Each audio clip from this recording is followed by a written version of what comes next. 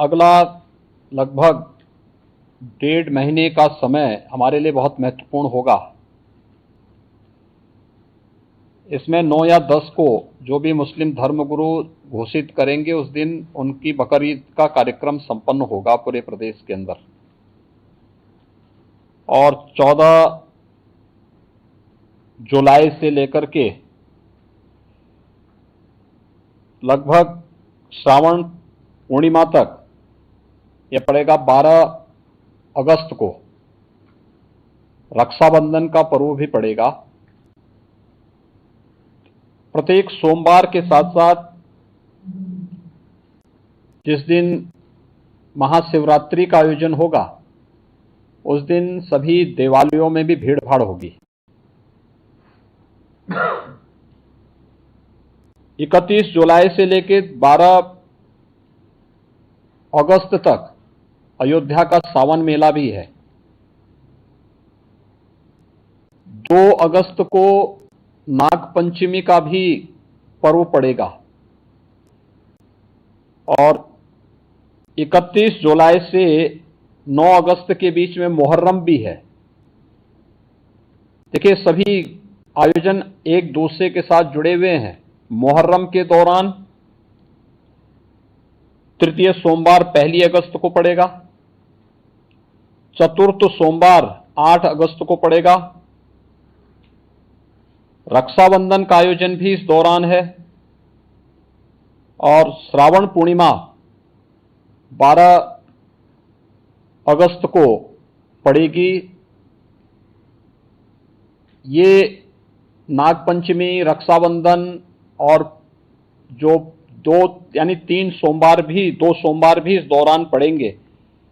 इस दिशा से इसकी कार्य योजना बनाने के लिए जो हम लोगों ने धर्मगुरुओं के साथ संवाद बनाने की कार्रवाई को विभिन्न अवसरों पर अपनाया है, उसको हम पहले से ही तैयारी कर लें और बहुत सारे जनपदों ने इस पर अपना कार्य प्रारंभ भी किया है। और मुझे लगता है कि हमें इसको एक निरंतरता देनी चाहिए। संवाद बनाने में कोई भी किसी भी प्रकार की कोई समस्या नहीं होनी चाहिए। ये निचले स्तर पर कहीं पर थाना स्तर पर पीस कमेटी की मीटिंगों के माध्यम से और थानाध्यक्षों की और अन्य जो हमारे इंस्पेक्टर, सब इंस्पेक्टर हैं, इनके माध्यम से भी कुछ धर्मगुरुओं के साथ, पुजारियों के साथ या अन्य जो मौलवी हैं, उन सब के साथ हम लोगों को संवाद बनाने में कोई भी संकोच नहीं होना चाहिए। समाज के जो मानिंद हैं, अलग अलग तबके के, उन लोगों के साथ भी संवाद बनाने में हमें किसी भी प्रकार का कोई संकोच नहीं होना चाहिए। दूसरा, उससे ऊपर भी जो हमारा सर्किल है या ज्वाइंट मजिस्ट्रेट है, उनके माध्यम से भी, या जो उप जिलाधिकारीगण हैं, ये लोग भी संवाद बनाएं, अच्छा होगा। अलग अलग धर्मगुरुओं के साथ, समाज के मानिंदों के साथ में, जिनकी समाज में अपनी एक पकड़ होती है, जनप्रतिनिधियों के साथ संवाद बनाना, उनकी गतिविधियों पर भी निगाह रखना, नजर रखना।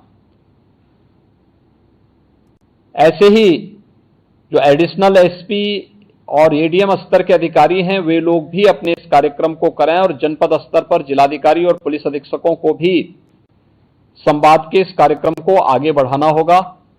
यह सुनिश्चित करें, क्योंकि ये सारे कार्यक्रम पड़ेंगे और 15 अगस्त को स्वतंत्रता दिवस का कार्यक्रम भी होगा, क्योंकि अमृत महोत्सव है आजादी का।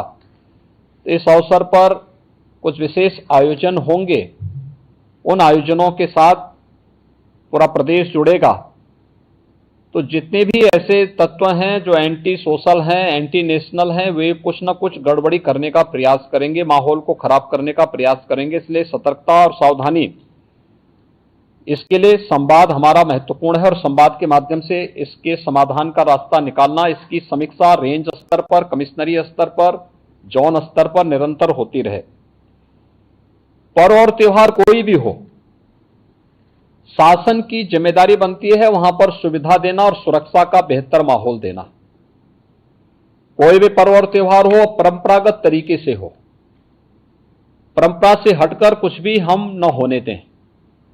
आयोजकों के नाम नोट करें, आयोजकों से हम लोग एप्लीकेशन जरूर लें और उनसे सुनिश्चित जरूर कराएं हमने गृह विभाग को भी मैंने एक परफॉर्मा उपलब्ध करवाया था कि उसे हर एक जनपद में उपलब्ध कराएं और उसी के माध्यम से अनुमति भी सुनिश्चित कराएं।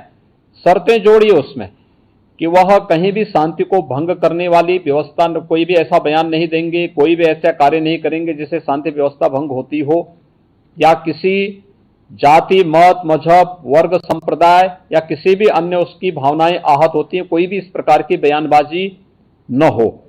इस पर ध्यान देने के लिए हमें जहां व्यवस्था बनानी पड़ेगी, वहीं साथ ही साथ हम इस बात को सुनिश्चित करेंगे बकरीद के लिए मुस्लिम धर्मगुरुओं के साथ और इस आयोजन के साथ जुड़े हुए जितने भी लोग होंगे उन सभी के साथ हमें संवाद बनाना होगा। कावड़ यात्रा के लिए भी हमें कावड़ संघों के साथ, कावड़ संघ है बने हुए हर एक जगह, उनसे भी संवाद बनाना पड़ेगा। अगर हम उसी स्तर पर संवाद बनाएंगे तो बाद में जब भीड़ इकट्ठी होती है तो उस समय समस्या नहीं खड़ी होती है, तब ये कार्यक्रम एक रूटीन का हिस्सा बन जाता है, फिर उसमें कोई समस्या पैदा नहीं होती है। इसलिए उन सभी चीजों को हमें पहले से ही एक संवाद बनाकर करना होगा।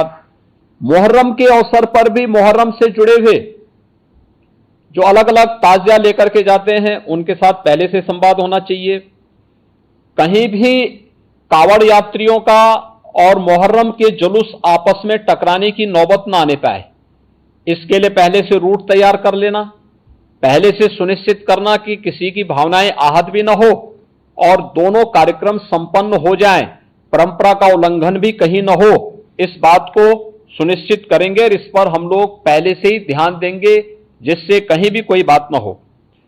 दूसरा, नगर विकास के द्वारा और पंचायती राज विभाग के द्वारा स्वच्छता को, सैनिटाइजेशन को जहां प्राथमिकता के आधार पर आगे बढ़ाना होगा, वैसे भी संचारी रोग नियंत्रण का एक कार्यक्रम 1 जुलाई से चल रहा है।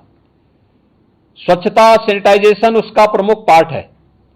इसको हम विशेष रूप से एक अभियान के रूप में लें। बकरीद के दिन कुर्बानी जहां होगी वह सार्वजनिक स्थल नहीं होगा, जो निर्धारित स्थल और पहले से चली आ रही वहीं पर होगा।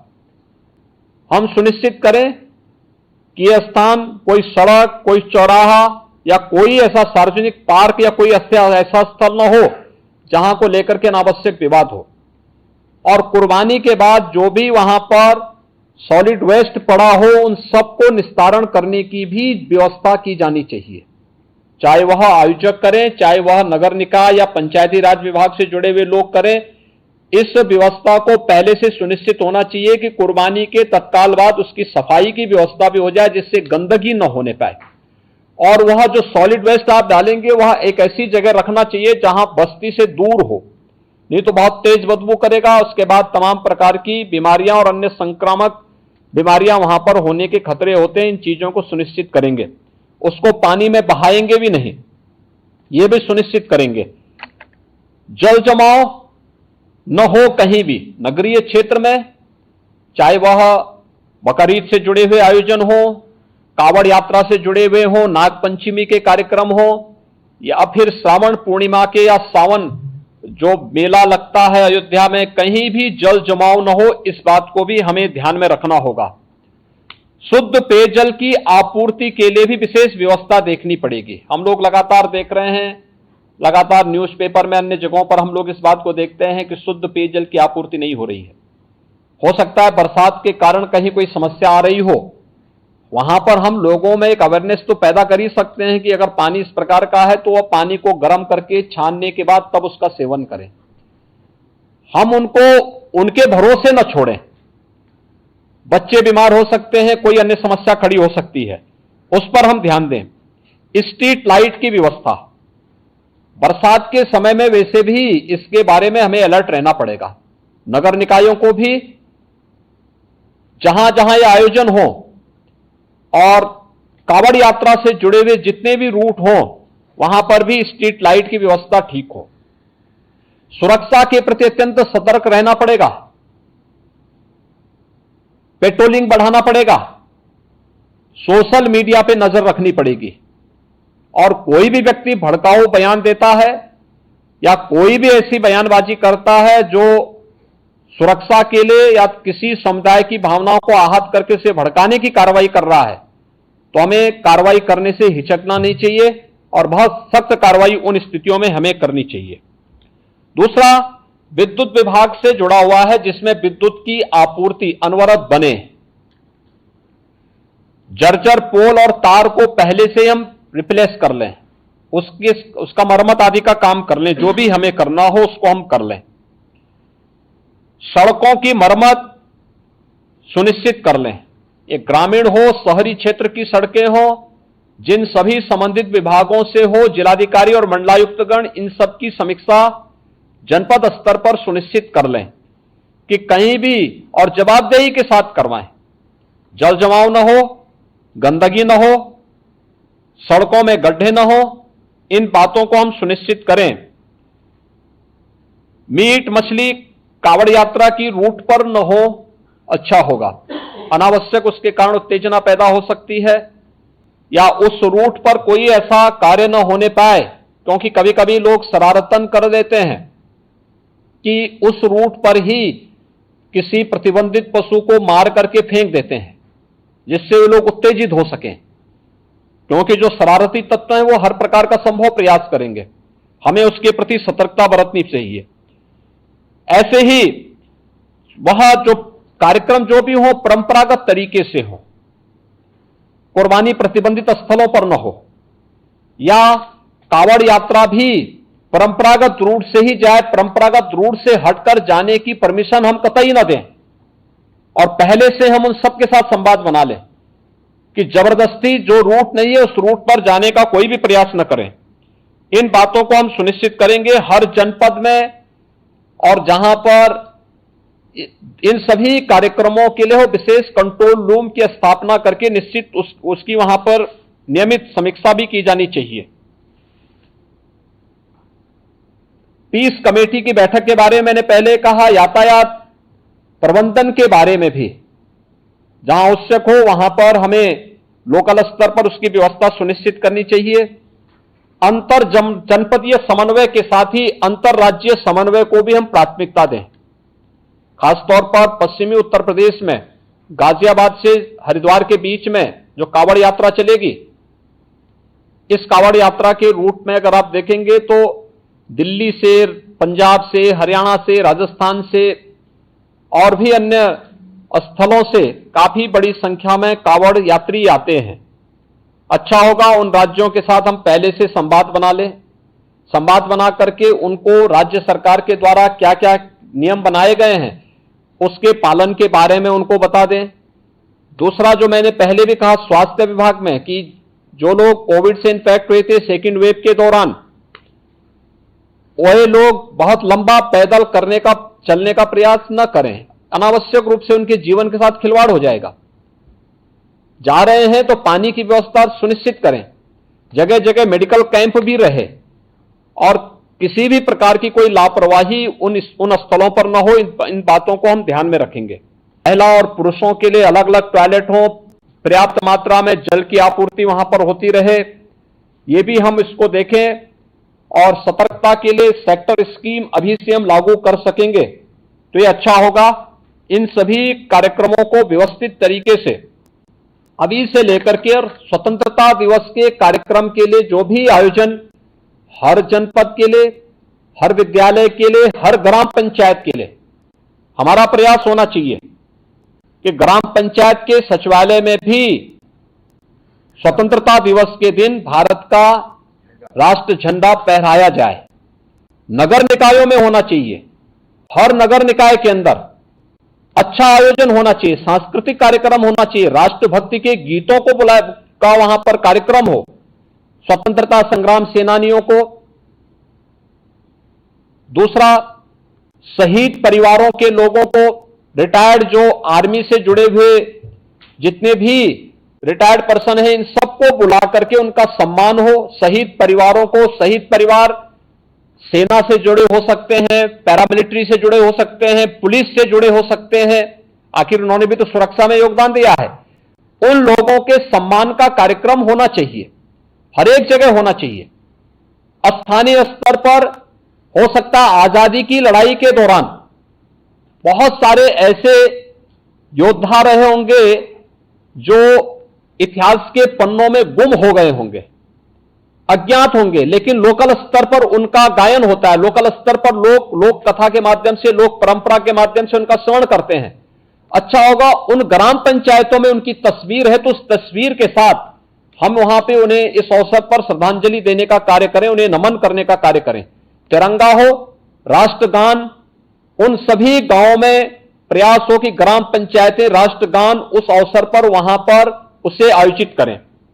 जिन गांवों में अमृत सरोवर बन चुके हैं, अमृत सरोवर के तट पर ही आयोजन हो सके तो अच्छा होगा, उसकी फोटोग्राफ भी कलेक्ट करें ग्राम्य विकास विभाग कि ग्राम पंचायतों के साथ संवाद बना करके ग्राम्य विकास और पंचायती राज विभाग वहां पर इस कार्यक्रम को आयोजित करें। नगर विकास विभाग भी इस बात को सुनिश्चित करें कि अगर अमृत सरोवर बन चुके हो तो अमृत सरोवरों के तट पर भी कुछ कार्यक्रम लोकल पार्षद के नेतृत्व में इन आयोजनों को हम कर सकेंगे, उसका अपना एक मैसेज होगा।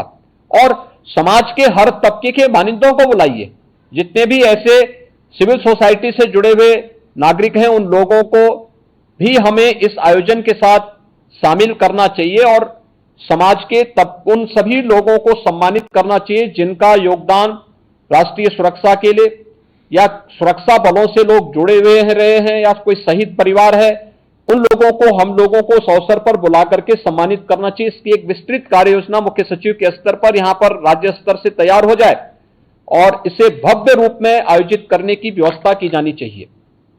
अच्छा होगा कि बेसिक शिक्षा परिषद और माध्यमिक शिक्षा परिषद के बच्चों को प्रभात फेरी निकाली जाए उस दौरान, स्वच्छता को लेकर के, जल संरक्षण को लेकर के, वृक्षारोपण को लेकर के, शहीदों के चित्रों को लेकर के प्रभात फेरी निकले और फिर वहां पर उस आयोजन को विद्यालय परिसर में सांस्कृतिक कार्यक्रम के साथ साथ राष्ट्रभक्ति के गीतों के साथ हम इन कार्यक्रमों को आगे बढ़ा सकें।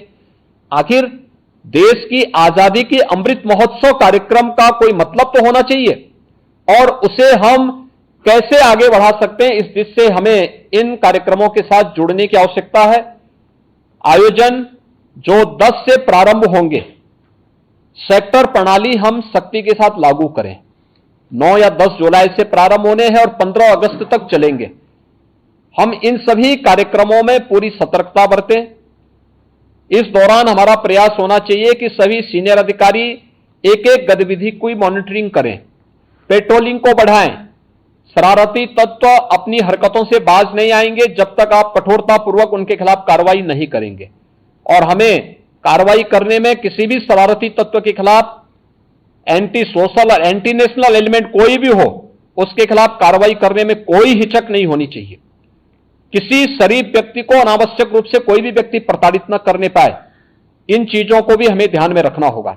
लेकिन जो लोग सुरक्षा के लिए खतरा बने हुए हैं उनके साथ किसी प्रकार का कोई रियायत बरतने की आवश्यकता भी नहीं है और इसलिए सेक्टर प्रणाली तत्काल लागू करते हुए बकरीद के कार्यक्रम को सभी मुस्लिम धर्मगुरुओं के साथ संवाद बना करके बेहतरीन तरीके से, शानदार तरीके से स्वच्छता के मानकों का ध्यान रखते हुए जो पहले से ही व्यवस्था बनाई गई है कि किसी सार्वजनिक स्थल पर कोई भी ऐसे कार्यक्रम हम नहीं होने देंगे जो अनावश्यक ट्रैफिक को जाम करता हो। जो परंपरागत रूप से कार्यक्रम चलते रहे हैं उन्हें छोड़ करके, खासतौर पर जैसे कावड़ यात्रा निकलेगी या मुहर्रम के जुलूस निकलेंगे, अगर वे परंपरागत रूप हैं, हमारा प्रयास होना चाहिए कावड़ यात्रा हो या फिर मुहर्रम के जुलूस, अस्त्र शस्त्र कोई लेकर नहीं जाएगा। पहले से हम सुनिश्चित करेंगे, हम संवाद बनाएं। त्रिशूल लेकर के भी कावड़ यात्रा में कोई जाता है तो पहले से उसको जानकारी देनी होगी, उस व्यवस्था के साथ बताइएगा। लेकिन कोई नंगी तलवार लेकर के जाएगा, इसकी अनुमति मत दीजिए। छुरा लेकर के जाएगा, इसकी अनुमति मत दीजिए। एयरगन लेके जाएगा, इसकी अनुमति मत दीजिए। अनावश्यक रूप से भावनाएं आहत न होने वाली कोई भी ऐसी हरकत प्रशासन के स्तर पर भी न हो और कावड़ संघ हो या मुहर्रम के जुलूस हो, अस्त्र शस्त्र का प्रदर्शन न हो, यह भी हम सुनिश्चित करेंगे, जिससे स्थानीय स्तर पर किसी भी प्रकार की कोई कानून व्यवस्था के साथ खिलवाड़ करने की स्थिति न आने पाए। हर एक जुलूस जो भी निकले उसकी निगरानी होनी चाहिए, ड्रोन के माध्यम से, सीसीटीवी कैमरे के माध्यम से, वीडियोग्राफी के माध्यम से। हमें करने में कोई संकोच नहीं करना चाहिए। कावड़ यात्रा की जो निगरानी हेलीकॉप्टर के माध्यम से होती है वह पूर्व की भांति उसी प्रकार से इस वर्ष भी होगी। हमें उसकी समीक्षा भी करनी चाहिए और जब भी उसकी आवश्यकता पड़ती है तो उसके अनुसार हम शासन से उसकी परमिशन लेकर के, शासन से उसकी व्यवस्था लेकर के वह भी सुनिश्चित करेंगे। डीजे एक निश्चित वॉल्यूम में ही बजना चाहिए और संवाद बना करके हम इस बात को सुनिश्चित करेंगे, हम प्रतिबंधित नहीं करेंगे, लेकिन उसको संवाद बना करके एक निश्चित वॉल्यूम में बजाने की परमिशन देंगे और उसमें केवल अगर कावड़ यात्री हैं तो कावड़ यात्री इस बात को सुनिश्चित करेंगे कि वे उसमें केवल भगवान शिव से जुड़े हुए भजन ही बजाएंगे। कोई ऐसा फिल्मी गाना नहीं बजाएंगे जिसके कारण अनावश्यक रूप से माहौल खराब होता हो और धार्मिक भावनाएं एक सामान्य भक्त की आहत होती हो। यह भी हमें कावड़ यात्रियों से पहले से ही संवाद बना करके उनसे आग्रह करना चाहिए। ऐसे ही मुहर्रम के जुलूस में भी वे लोग डीजे बजाएंगे, हम सुनिश्चित करें उसकी वॉल्यूम को कंट्रोल करें, अनावश्यक रूप से ढोल और ताशा बजा करके शोरगुल उतना न बचाएं जो कान फोड़ू हो जाए, और कान फोड़ू व्यवस्था को हमें रोकना पड़ेगा, हर हाल में रोकना पड़ेगा। अस्त्र शस्त्र का अनावश्यक प्रदर्शन नहीं करेगा कोई, और हरेक जितने भी ऐसे लोग होंगे जो जुलूस का नेतृत्व करेंगे उनसे लिखित एफिडेविट भी आप लोग ले लेंगे स्थानीय स्तर पर पहले से व्यवस्था बना करके, तो पर्व और त्योहार में कोई खलल डालने का प्रयास नहीं करेगा, उसके नाम पर शांति भंग करने का दुस्साहस भी कोई नहीं करेगा। आज की ये वीडियो कॉन्फ्रेंसिंग इसीलिए महत्वपूर्ण थी और मैं चाहूंगा कि शासन स्तर पर यहां पर सभी संबंधित विभाग इस बात को सुनिश्चित कर लेंगे कि जो व्यवस्था उनके जिम्मे है वे अपने अपने विभागों की भी समीक्षा कर लें, कोऑर्डिनेशन के माध्यम से प्रभावी ढंग से इसको लागू करने की तैयारी भी करेंगे और कहीं भी कानून व्यवस्था की कोई समस्या न होने पाए, पर्व और त्योहारों को शांतिपूर्ण और सौहार्दपूर्ण तरीके से हम संपन्न कर सकें, यह हर स्तर पर हमारी पूरी तैयारी होनी चाहिए। यही मुझे इस अवसर पर आप सबको कहना था। बहुत बहुत धन्यवाद जी।